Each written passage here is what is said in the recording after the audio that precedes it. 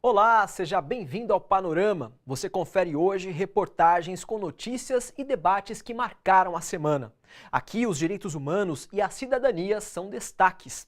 Fatos importantes para você ficar ligado no que movimenta o Brasil, sempre do ponto de vista de trabalhadores e de movimentos populares. Nossas reportagens foram produzidas e exibidas no seu jornal, o Telejornal Diário da TVT.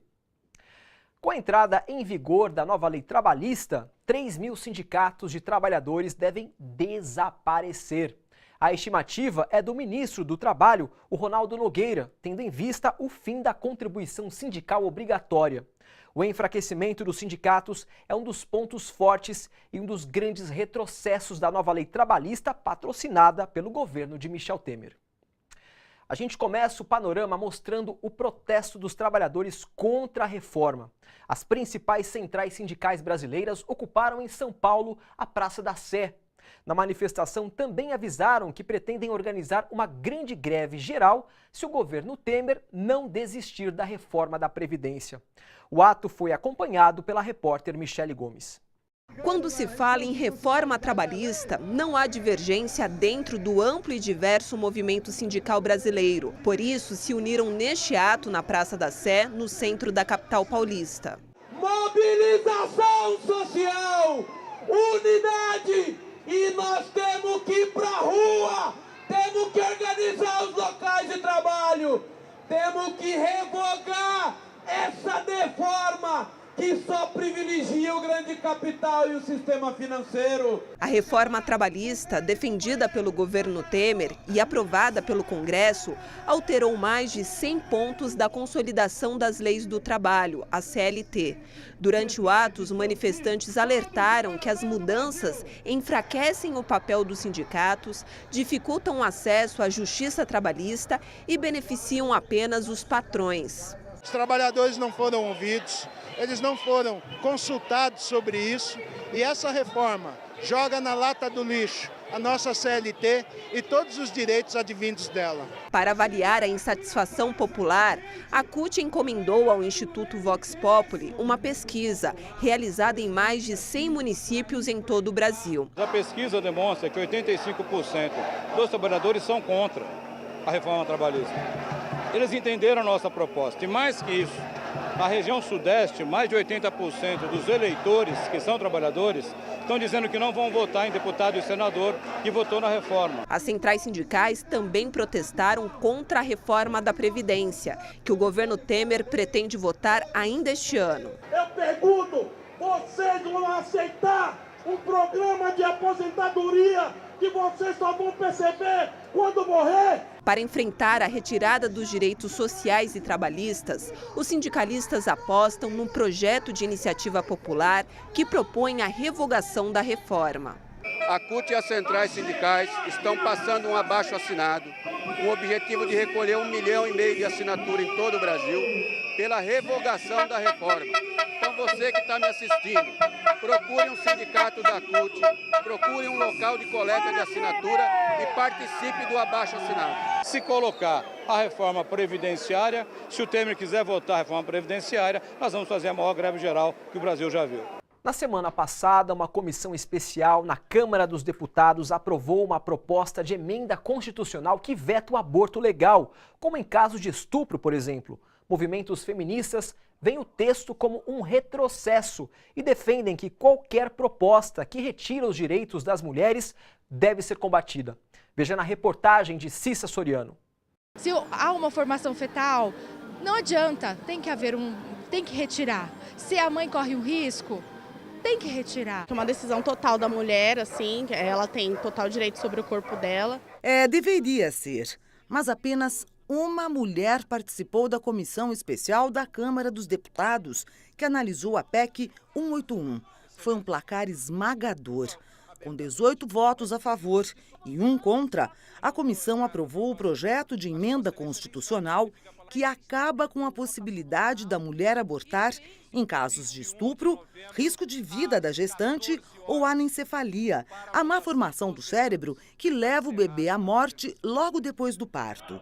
Vida sim, aborto não! Vida sim, aborto não! A PEC 181, que segue agora para 2 votações em plenário, põe fim a um direito conquistado nos anos 40 do século passado e que levou quase 60 anos para ser implantado nos serviços públicos de saúde. Em 1999 é que o Ministério da Saúde regulamenta o atendimento dos casos de aborto legal. E aí se começa a criar serviços no nível nacional.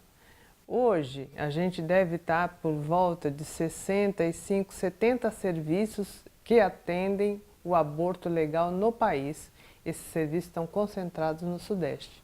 Então, as mulheres têm dificuldade de acessar os serviços de aborto legal. A ex-secretária adjunta de Políticas para as Mulheres da cidade de São Paulo ressalta que a PEC 181 é fruto de uma manobra da chamada bancada religiosa.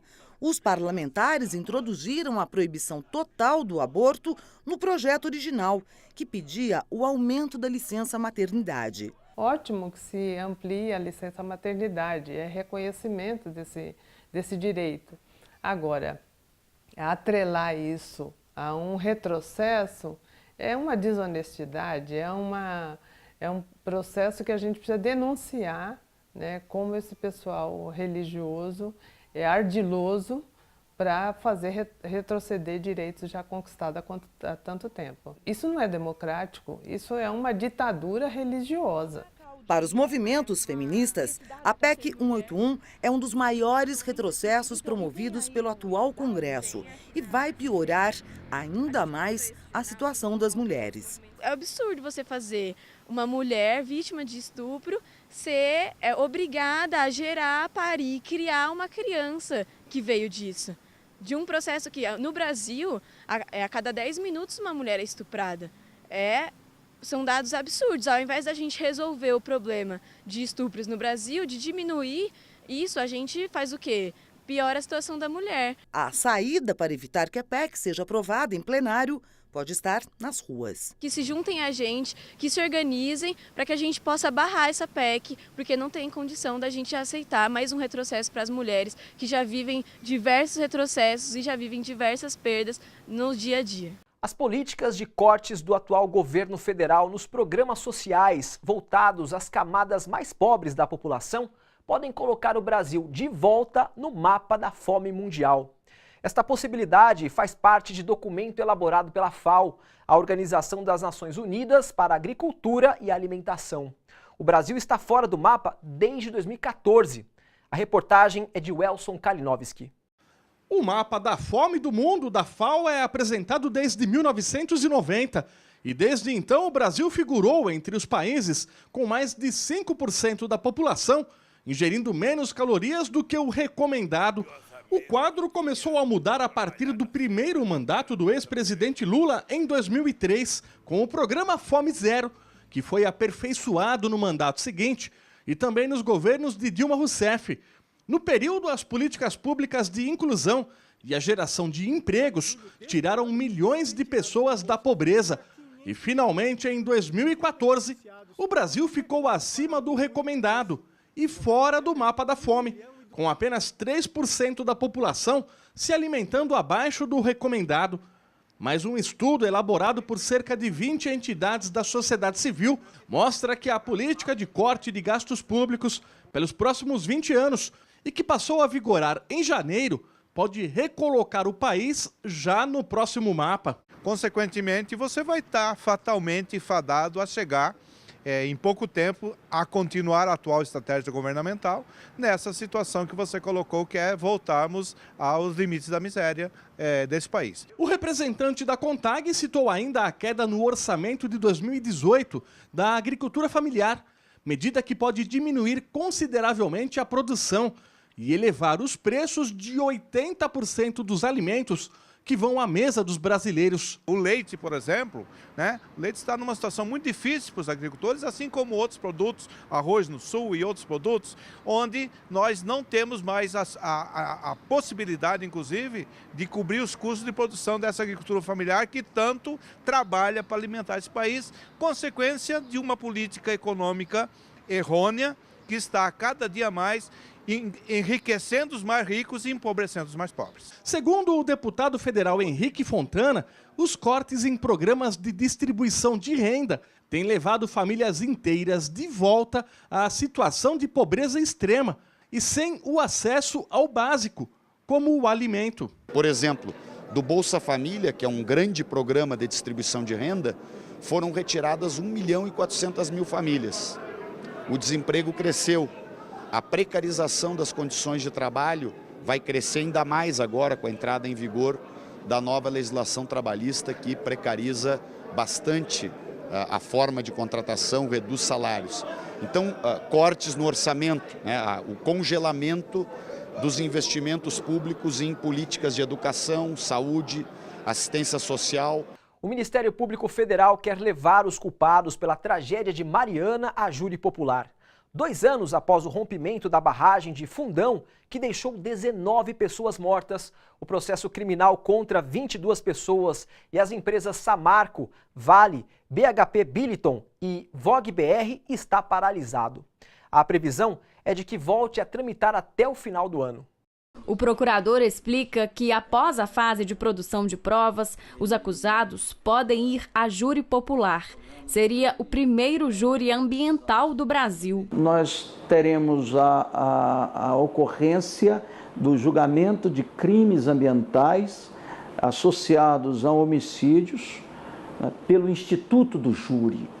A associação desses 2 crimes e o julgamento desses crimes pelo júri é inédito na história do Brasil. Uma ação civil pública movida também pelo MPF estipula preliminarmente que a Samarco deva pagar 155 bilhões de reais como compensação aos danos sociais, econômicos e ao meio ambiente. Se a gente observar 2 anos passados da tragédia, muito pouco foi recuperado da bacia e também continuamos com um drama humano muito sério.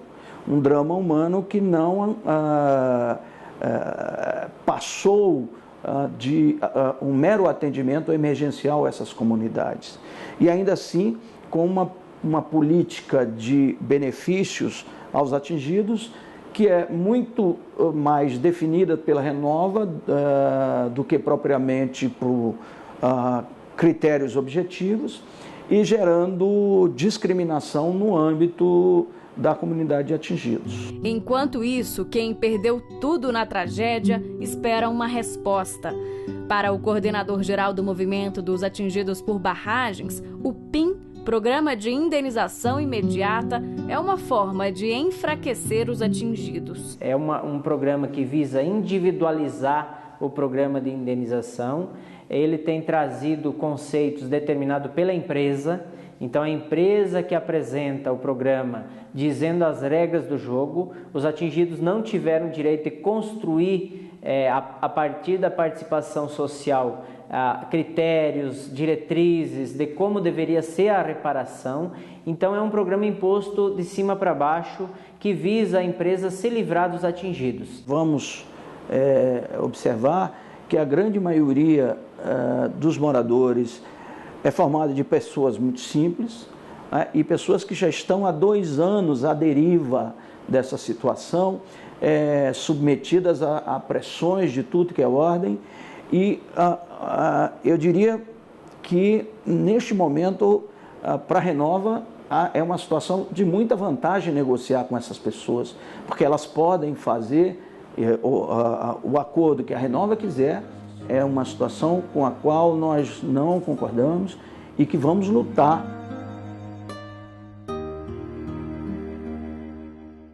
Daqui a pouco, em cada 10 pessoas assassinadas, 7 são negras. Para chamar a atenção sobre as altas taxas de homicídio que acometem os jovens negros, a ONU no Brasil lançou uma campanha que você vai conhecer daqui a pouco. A gente volta já.